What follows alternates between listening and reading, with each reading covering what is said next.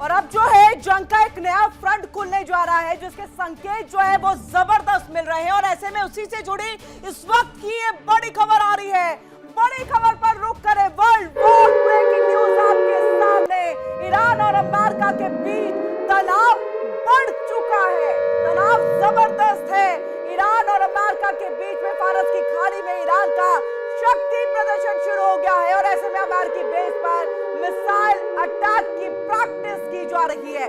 जल डमरू मध्य में भी आपने देखा ईरान ने किस तरह से रूस के साथ मिलकर के जो है वो प्रैक्टिस की, युद्धाभ्यास किया। और ऐसे में फारस की खाड़ी में भी ईरान का ये शक्ति प्रदर्शन जो है वो शुरू हो चुका है। यानी तनाव दोनों तरफ से बढ़ रहा है और युद्ध के जो संकेत मिल रहे हैं, संभावनाएं जताई जा रही हैं, वो जल्द ही कहीं ना कहीं जो है हकीकत में तब्दील हो सकती है। और ऐसे में आप इस बात को समझिए, फारस की खाड़ी बहुत महत्वपूर्ण ये इलाका जहां पर ईरान का ये शक्ति प्रदर्शन, ऐसे में अमेरिकी बेस पर मिसाइल अटैक की ये पूरी प्रैक्टिस की जा रही है। यानी कि युद्धाभ्यास किया जा रहा है कि किस तरह से अमेरिका को जो है वो नाको चने चबा देना है। किस तरह से जो एआई वीडियो के जरिए हमने कोशिश की थी यहाँ पर कि हम यूएसएस अब्राहम लिंकन को पानी के अंदर में डुबा रहे हैं, उसको हकीकत में तब्दील करने के लिए ये पूरी तैयारी ईरान की तरफ से की जा रही है। और ऐसे में फारस की खाड़ी में ईरान का शक्ति प्रदर्शन जो है वो शुरू हो चुका है।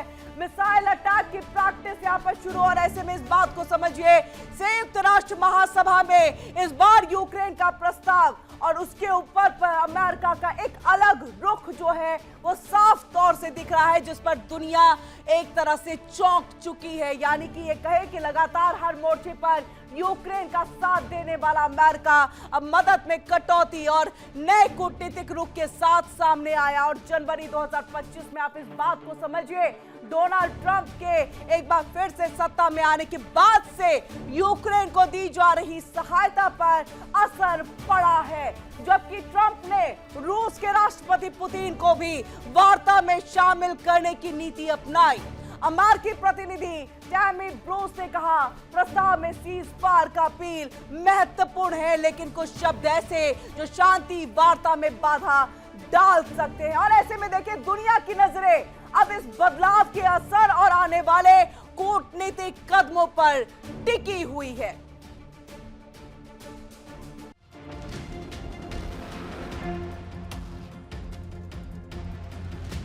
यूएन में यूक्रेन के प्रस्ताव से अमेरिका की दूरी ही सबसे अधिक चौंकाने वाली है।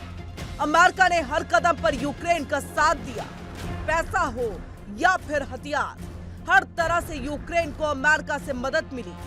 मगर इस बार जब यूक्रेन के प्रस्ताव पर अमेरिका ने अलग रहने का ही फैसला किया। डोनाल्ड ट्रंप जनवरी 2025 में दोबारा राष्ट्रपति बने थे।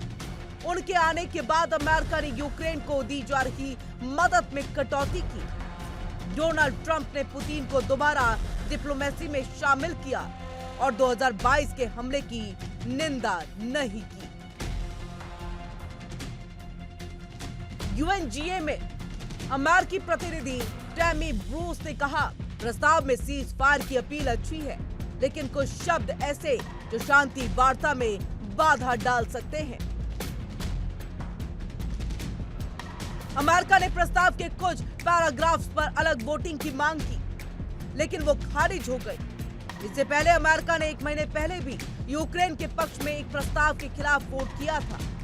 ट्रंप का ये रुख जेलेंस्की के लिए झटका है, क्योंकि अमेरिका यूक्रेन का सबसे बड़ा समर्थक रहा।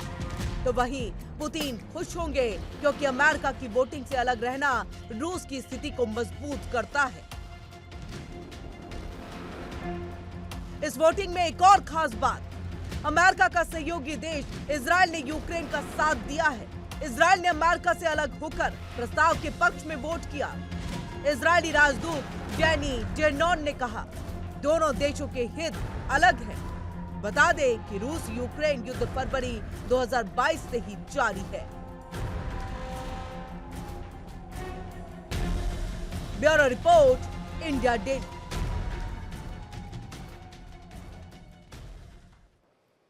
तो जो हम आपको लगातार जो है किस तरह से यूक्रेन का साथ अमेरिका ने छोड़ा ये खबर दे रहे हैं, लेकिन बार बार और बीच बीच में जो है ईरान अमेरिका से जो तनाव है इनके बीच में उससे जुड़ी बड़ी खबर भी सामने आ रही है। और इसी बीच एक और बड़ी खबर है, वर्ल्ड वॉर ब्रेकिंग न्यूज आपके सामने। ईरान अमेरिका तनाव का बढ़ता ये खतरा और ऐसे में डोनाल्ड ट्रंप की सुरक्षा को लेकर के दावा किया गया है। डोनाल्ड ट्रंप की सुरक्षा को लेकर के ये बड़ा दावा किया गया है और ऐसे में डोनाल्ड ट्रंप की सुरक्षा को लेकर के कई दावे जो है वो सामने आगे बीते कुछ समय में अगर देख ले तो ट्रंप पर कथित तौर पर कई हमले या फिर घुसपैठ के प्रयास जो है वो दर्ज किए गए हैं, जिनमें मारे लागो स्थित उनके आवास पर संदिग्ध हमलावर जो है वो वहां पर मारा जाता है। एयरफोर्स 1 के पास संदिग्ध वस्तुओं का मिलना और फ्लोरिडा आवास में घुसपैठ की जो तमाम कोशिशें हुई हैं, ये सब कुछ यहां पर शामिल है। और ऐसे में इन घटनाओं को लेकर के ये सवाल अब उठ रहे हैं कि क्या ये वास्तविक खतरे हैं या फिर सहानुभूति बटोरने का एक प्रयास किया जा रहा है। ट्रांसक्रिप्ट के अनुसार कुछ विश्लेषक ये मानते हैं कि इन घटनाओं का इस्तेमाल मिड टर्म चुनावों में फायदा उठाने के लिए किया जा सकता है। और ऐसे में इस बात को समझिए कि किस तरह से डोनाल्ड ट्रंप की सुरक्षा जो है वो यहाँ पर खतरे में है, जिसको लेकर के ये तमाम तस्वीरें सामने आई। आपने कुछ दिन पहले सुना होगा कि एक पेट्रोल बम लेकर के पहुंचता है शख्स और वहां पर उनके आवास को उड़ाने की कोशिश करता है और ऐसे में वो वहां पर मारा जाता है। एयरफोर्स 1 के पास भी संदिग्ध सामान का मिला। ये सब कुछ दर्शाता है कि डोनाल्ड ट्रंप की सुरक्षा को खतरा है, इसी को लेकर के दावे किए गए। लेकिन एक तरफ से इसे मिड टर्म चुनाव से भी जोड़ करके देखा जा रहा है। और आइए आपको ग्राफिक्स के जरिए दिखाते हैं अमेरिका और ईरान के बीच युद्ध का खतरा दिन प्रतिदिन गहराता जा रहा है। पश्चिम एशिया एक बार फिर से बारूद के ढेर पर खड़ा नजर आ रहा है। अमेरिका ने लेबनान जैसे संवेदनशील देशों से अपने दूतावासों को खाली करना शुरू कर दिया है और वहीं खाड़ी क्षेत्र में भारी सैन्य तैनाती की जा रही है। दूसरी तरफ इजराइल भी हाई अलर्ट पर है और किसी भी संभावित हमले से निपटने की तैयारी में जुटा हुआ है। और वहीं उधर अगर हम ईरान की बात करें, उनके भीतर के हालात और नाजुक होते चले जा रहे हैं। आर्थिक संकट, सख्त नीतियों के खिलाफ आंतरिक विरोध प्रदर्शन जो है वो तेज हो गया है और ये दूसरी बार इस साल कहें तो ये विरोध प्रदर्शन हो रहा है। लेकिन अब सवाल यही है कि क्या कूटनीतिक हालात को संभाल पाएगी या फिर पश्चिम एशिया एक और बड़े युद्ध की तरफ बढ़ रहा है। अब आइए महायुद्ध की उल्टी गिनती का जिसका जिक्र हम लगातार यहां पर कर रहे हैं, वो क्यों कर रहे हैं आपको बता दें। और यूएस को सता रहा है डर, और ये किस बात का डर है ये भी हम आपको बताएं। तो अमेरिका ईरान के बीच में तनाव की स्थिति है जो कम होने का नाम नहीं ले रही और ऐसे में युद्ध का खतरा गहरा गया है। मिडिल ईस्ट में सैन्य तैनाती है। जहाजों का खाड़ी में तैनात होना अपने आप में सवाल खड़े करता है और यूएस ने लेबनान दूतावास खाली कराया है। यात्रा सलाह और साथ ही चेतावनी भी जारी कर दी गई है, यानी रह रहे लोगों के लिए एडवाइजरी जारी कई देशों की तरफ से। अमेरिका भी अपने जो लोग हैं उनके लिए, अपने नागरिकों के लिए एडवाइजरी जारी कर चुका है। इन सब के बीच में मिडिल ईस्ट के अन्य देशों पर देखिए किस तरह से दबाव जो है वो बढ़ता चला जा रहा है। इजराइल भी अलर्ट मोड पर है क्योंकि अगर ईरान की तरफ से हमला हुआ तो न केवल अमेरिका पर होगा बल्कि इजराइल पर भी होगा। और ऐसे में इजराइल अलर्ट मोड पर, ईरान के अंदर एक बार फिर से विरोध प्रदर्शन का दौर शुरू हो चुका है जिसे दबा दिया था ईरान ने। खामनेई ने जिस विरोध प्रदर्शन को दबाया था, लेकिन एक बार फिर से वही आग ईरान के अंदर में फिर से लगते हुए दिखाई दे रही है। क्या कुछ है वहां से पूरी जानकारी रिपोर्ट के माध्यम से देखिए।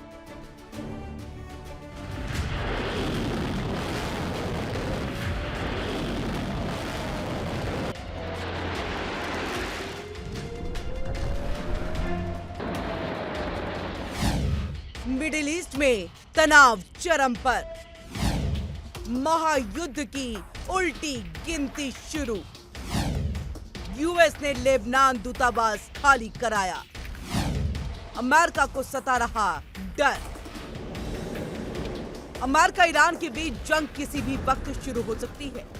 इसे देखते हुए अमेरिका ने लेबनान में भी अपना दूतावास खाली कराना शुरू कर दिया है। सूत्रों के हवाले से खबर है कि अमेरिका को अपने दूतावास में ईरानी हमलों का डर सता रहा है। इसे देखते हुए 50 से ज्यादा कर्मचारियों को अमेरिका लौटने का आदेश दिया गया।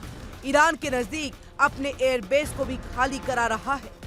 चीन के सैटेलाइट तस्वीरों से ग्लोबल सर्विलेंस का दावा है कि America Qatar, Bahrain naval base से अपने सैनिकों को और सैन्य उपकरणों को सऊदी अरब में शिफ्ट कर रहा है। फारस की खाड़ी में ईरान की बड़ी सैन्य तैनाती को देखते हुए अमेरिका अलर्ट मोड पर। उसने बहरीन से भी अपने वॉरशिप हटा दिए हैं। सैटेलाइट तस्वीरों के आधार पर दावा किया जा रहा है कि अमेरिका का बर्फ क्लास डिस्ट्रॉय बहरीन से रवाना हो गया है। तो दूसरी तरफ अमेरिकी हमलों की आशंका के चलते इराक ने अपने छात्रों को ईरान छोड़ने को कह दिया है। इराकी मीडिया के हवाले से ओपन सोर्स इंटेल ने दावा किया है कि ईरान पर किसी भी वक्त हमला हो सकता है। मिडिल ईस्ट में ईरान की घेराबंदी के लिए अमेरिका ने करीब 20 वॉरशिप मैदान में उतार दिए। ओपन सोर्स इंटेल ने दावा किया कि भूमध्य सागर से अरब सागर तक अमेरिकी युद्धपोतों की कतार लगी है। मिडिल ईस्ट में अमेरिका के 2 एयरक्राफ्ट कैरियर स्ट्राइक ग्रुप भी तैनात हैं। तो वहीं अमेरिकी aircraft carrier USS Gerald Ford Iran के और नजदीक पहुंच गया है। ये अब भूमध्य सागर में है, जो ईरान से करीब 2500 किलोमीटर की दूरी पर है। ऐसे में कयास तेज हो गए हैं कि ईरान पर हमला किसी भी वक्त हो सकता है। देखिए इंडिया डेली 24/7 अब आपके स्मार्ट टीवी पर। इंडिया डेली मौजूद है सभी डिजिटल प्लेटफॉर्म पर लाइव और लगातार। इंडिया डेली 24/7 हर दिन राष्ट्र को समर्पित।